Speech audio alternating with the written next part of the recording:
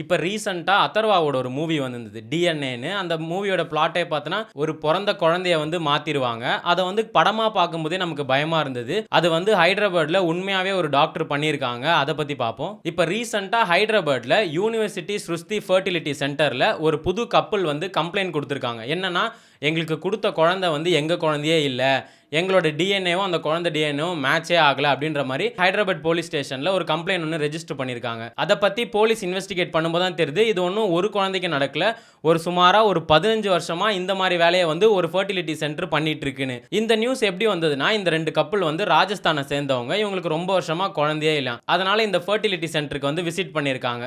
அப்போ அவங்களும் வந்து செக்அப்லாம் பண்ணிட்டு உங்களுக்கு வந்து குழந்தை பிறக்காது, வேணும்னா நம்ம வந்து டெஸ்ட் டியூப் பேபி இல்லைனா வாடகை தாய் மூலியமா வேணா உங்களுக்கு ஒரு குழந்தைய நாங்கள் ரெடி பண்ணி தரோம் அப்படின்ற மாதிரி சொல்லியிருக்காங்க. அதுக்கு பார்த்தோன்னா 35 lakhs வரைக்கும் ஆகும்னு சொல்லியிருக்காங்க. இவங்களும் வந்து சரி குழந்தை தானே ரொம்ப வருஷமா இல்லை, சரி நாங்கள் பண்ணிக்கிறோம் அப்படின்னு சொல்லி லாஸ்ட் இயர் ஆகஸ்ட் 2024 இதை அக்செப்ட் பண்ணிட்டு அதுக்கான ப்ரொசீஜர் மாதிரிலாம் போயிருக்காங்க.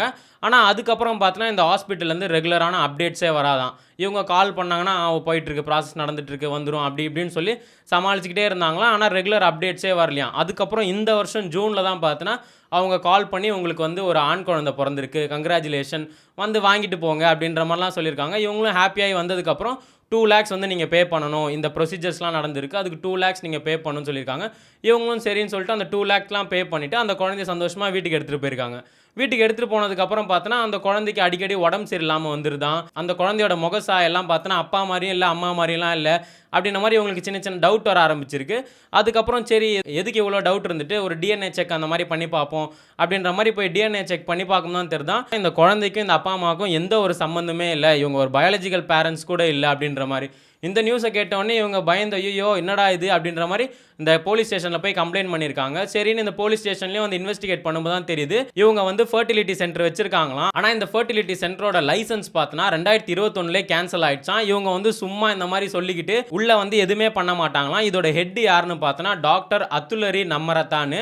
அவங்களோட வேலை என்னென்னா அவங்க டாக்டர் தான் ஆக்சுவலாக. ஆனால் லைசன்ஸ்லாம் கேன்சல் பண்ணதுக்கப்புறம் என்ன பண்ணணும்னு தெரியாமல் இந்த மாதிரி ப்ரொசீஜர்ஸ்லாம் பண்ணாமல் குழந்தைய வந்து வாங்கி விற்று கொடுப்பாங்களாம். இந்த ஏஜென்ட் மாதிரி பண்ணிட்டு இருப்பாங்களாம். சரி இந்த குழந்தை எங்கேருந்து வந்ததுன்னு பார்த்தா இவங்க கிட்ட யாராவது ரொம்ப ஏழையானவங்க எங்களால் குழந்தை வளர்த்த முடியல, அபார்ஷன் பண்ணி கொடுங்க அப்படின்னு வரவங்க கிட்டலாம் இவங்க பிரெயின் வாஷ் பண்ணி இதெல்லாம் பண்ணாதீங்க, நாங்கள் வேணால் உங்கள் குழந்தைய விற்று தரோம் அப்படின்னு சொல்லி ஒரு 90,000 ரூபாய்க்கு இந்த குழந்தைய வாங்கி இங்கே இவங்க வந்து 35 லட்ச ரூபாய்க்கு மாற்றி விட்டுருக்காங்க. இந்த நியூஸ் தெரிஞ்ச உடனே போலீஸோட இன்வெஸ்டிகேஷன்லாம் ரொம்ப டைட் ஆயிடுச்சு. இவங்களே பார்த்தோன்னா ஒரு 3 பிரான்ச் கிட்ட வச்சிருக்காங்க. அந்த 3 பிரான்ச்லையுமே இந்த மாதிரி வேலையை தான் பண்ணுவாங்களாம்.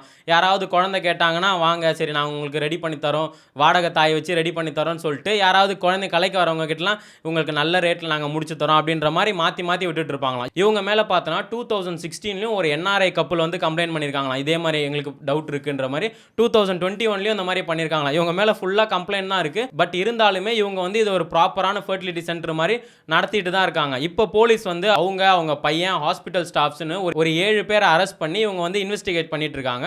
இவங்க வந்து எப்படின்னா நம்ம அந்த குழந்தைய கொடுக்கும்போது எந்த ஒரு சந்தேகம் வராத மாதிரி நமக்கு அழகாக பர்த் சர்டிஃபிகேட் எல்லாம் ரெடி பண்ணி தருவாங்களாம். டிஎன்ஏ சர்டிஃபிகேட் கேட்கும்போது மட்டும் வந்துட்டு இருக்கு தான் தரோம் முடிஞ்சிடும், இப்போ ப்ராசஸ் பண்ணிட்டு இருக்கோம் அப்படி இப்படின்னு சொல்லி தட்டி கழிச்சிட்டே இருப்பாங்களாம். அதே மாதிரி வந்து ஏதாவது கப்பல்லாம் வந்து இல்லை நாங்கள் போலீஸ் கிட்டலாம் போவோம்னா இவங்க பையன் வந்து லாயரா அவரை வச்சு மிரட்டுவாங்களாம். இந்த மாதிரி உங்க மேலே கேஸ் போட்டுட்டுமா அதை பண்ணிட்டுமான்னு அவரோட வாய்ஸ் எல்லாம் வந்து அவர் ஆஃப் பண்ணிட்டே இருந்தார். ஆனால் இந்த இஷ்யூ வந்து பயங்கரமாக இன்டர்நெட்லலாம் சென்சேஷன் ஆகி இப்போ வந்து அவங்க மாட்டிக்கிட்டாங்க.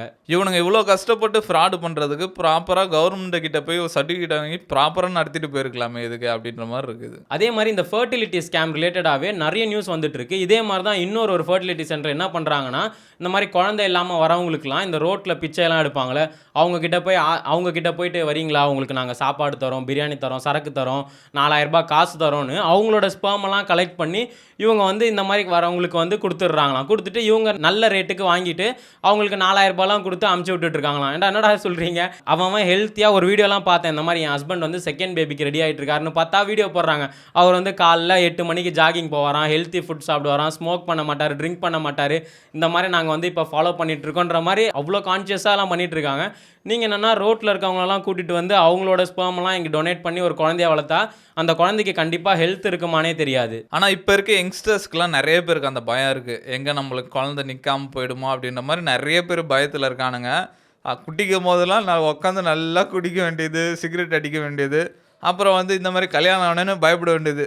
என் ஃப்ரெண்டு ஒருத்தர் அவர் வந்து பயங்கரமாக குடிப்பார்.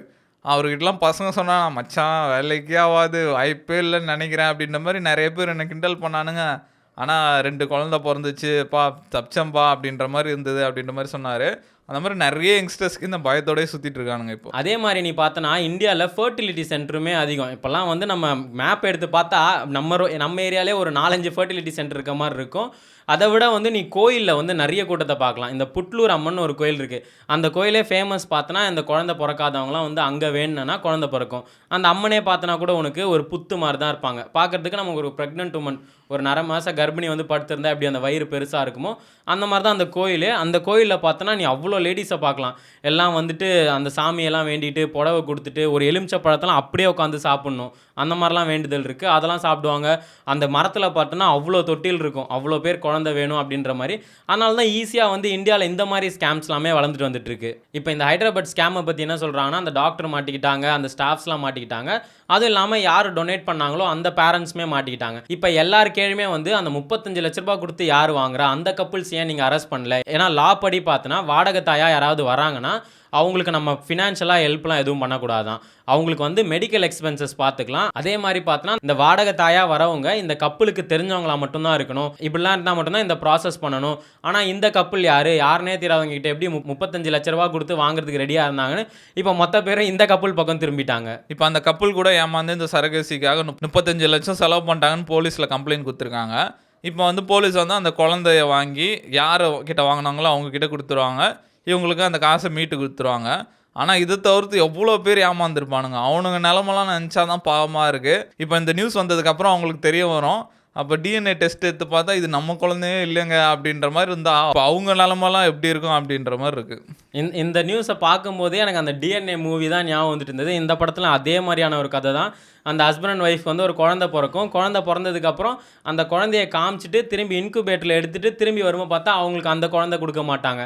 இவங்க வாங்கிட்டு போயிடுவாங்க. இவங்க வந்து எங்க குழந்தை தான் வாங்கிட்டு போயிடுவாங்க. அப்புறம் டிஎன்ஏ டெஸ்ட் பண்ணி பார்த்தா, இது நம்ம குழந்தை இல்ல அப்படின்ற மாரி. அந்த படம் பார்க்கும்போதே, என்னடா ஹாஸ்பிட்டல்ல இவ்ளோ ஸ்கேம் நடக்குதா அப்படின்ற மாரி இருக்கும். ஆனா ஹாஸ்பிட்டல்ல வந்து இப்ப ஏகப்பட்ட ஸ்கேம் நடக்குது. ஏன்னா நம்ம வந்து வேற எந்த விஷயத்துலயும் நம்ம கன்வின்ஸ் ஆகலாம். ஆனா மெடிக்கல்ல வந்து பண்ணவே முடியாது.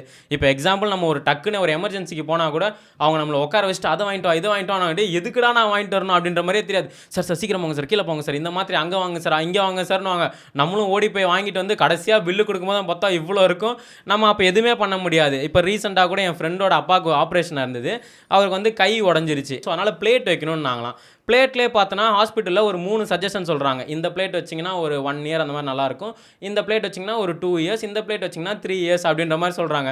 அந்த டைம்லாம் நம்மளால் ஒன்றும் பண்ண முடியாது. இப்போ வண்டி மாதிரி சார் இந்த கம்மி ரேட்லேயே போட்டு விடுங்க, 1 வருஷம் போட்டு அப்புறம் பார்த்துக்கலாம் அப்படின்ற மாதிரி நம்மளால் கன்வின்ஸே ஆக முடியாது. நம்ம ஐயோ எப்படியா நல்லா இருந்தால் போதும், நீங்கள் பெஸ்ட்டாகவே பண்ணி கொடுத்துருங்க. அந்த மாதிரி தான் இந்த மெடிக்கல் எக்ஸ்பென்சஸ்லாம் நம்ம போய் ஆகணும். இந்த மாதிரி ஸ்கேம்ஸ் எல்லாம் பொதுமக்களால் ஒன்றுமே பண்ண முடியாது. ஏன்னா உள்ளே கூட்டு போயிட்டாங்கன்னா என்ன நடக்குதுன்னே தெரியாது. எல்லா ஹாஸ்பிட்டலுமே ஒரு கவர்மெண்ட் கண்காணிப்பு இருந்தால் நமக்கு கொஞ்சம் சேஃபாக இருக்கும். அட்லீஸ்ட் ஏதாவது பிரச்சனைனா ஓடி போயிட்டு அங்கேயாச்சும் சொல்கிற மாதிரி இருக்கும். ப்ரைவேட் ஹாஸ்பிட்டலில் பார்த்தா நம்மளை நல்லா பார்த்துப்பாங்க. ஆனால் அங்கெல்லாம் என்ன நடக்குதுன்னே தெரில. அப்படியே கவர்மெண்ட் ஹாஸ்பிட்டலாம் போனால், அதுவும் இந்த ப்ரெக்னென்ட் டைம்லலாம் போனால் அங்கே நர்ஸு பேசுவாங்க பாரு, அதுவே நமக்கு பயமாக இருக்கும். சிஸ்டர் எனக்கு வலி வர மாதிரி இருக்கேன், வலி அப்படி தான் வரேன் உக்காரியா அப்படின்ற மாதிரி நம்மளை போட்டு மிரட்டிட்டுலாம் இருப்பாங்க. இப்போ இந்த நியூஸ் வந்து ஹைதராபாத் ஃபுல்லாகவே வைரல் ஆகிடுச்சு. அவங்களோட பிரான்ச்சஸ் எல்லாமே கூட இப்போ போலீஸ் வந்து க்ளோஸ் பண்ணியிருக்காங்க. இப்போ வந்து அங்கே இருக்க மற்ற ஃபர்டிலிட்டி சென்டர்லாம் கண்டிப்பாக ஒரு பயம் வந்திருக்கும். ஆஹா நம்மளை ஏதாவது கண்டுபிடிச்சிருவாங்களா அப்படின்ற மாதிரி. அதே மாதிரி இந்தியாவில் இருக்க எல்லா ஃபர்டிலிட்டி சென்டரும் ஒரு வாட்டி செக் பண்ணாங்கன்னா மக்களுக்கு போகிறதுக்கு வந்து ஒரு நம்பிக்கையாக இருக்கும். நீங்கள் இந்த ஹைதராபாத் சரோகசி இஷ்யூ பற்றி என்ன நினைக்கிறீங்க? இந்த மாதிரி ஸ்கேம்லாம் நடக்கிறதுக்கு என்ன ரீசனாக இருக்கும்னு கமெண்ட்டில் சொல்லுங்கள்.